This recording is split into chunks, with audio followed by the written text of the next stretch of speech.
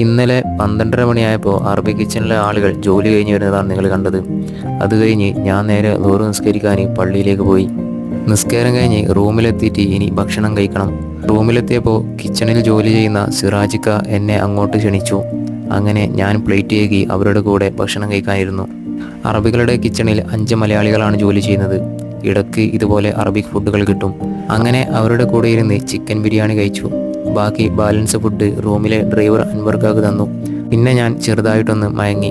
അങ്ങനെ ഏകദേശം 3:45 അലാറം അടിച്ച് എണീറ്റു. വാഷ്റൂമിൽ പോയി മുഖമൊക്കെ വാഷ് ചെയ്ത് അസർ നിസ്കരിച്ച് സെക്കൻഡ് ഷിഫ്റ്റ് ഡ്യൂട്ടിക്ക് ഇറങ്ങി. ഉച്ചക്കത്തെ ബാക്കി ഭക്ഷണം കുറച്ചുകൂടിയുണ്ട്. അതും എനിക്ക് കമ്പനിയിൽ നിന്ന് കിട്ടുന്ന ചെറിയ കണ്ടെയ്നർ ചോറും എടുത്ത് ഞാൻ നേരെ ഓഫീസിലേക്ക് പോകുമ്പോൾ നല്ല പൊടിക്കാറ്റും ചൂടുമായിരുന്നു. അങ്ങനെ സെക്യൂരിറ്റിൻ്റെ അടുത്തെത്തി. വാതിൽ തുറന്ന് അകത്ത് കയറിയപ്പോൾ അദ്ദേഹം നിസ്കരിക്കുകയായിരുന്നു. കയ്യിലുള്ള ഭക്ഷണം അവിടെ വെച്ച് ഞാൻ ഇറങ്ങി. വീഡിയോ ഇഷ്ടപ്പെട്ടാൽ സബ്സ്ക്രൈബ് ചെയ്യാൻ മറക്കല്ലേ.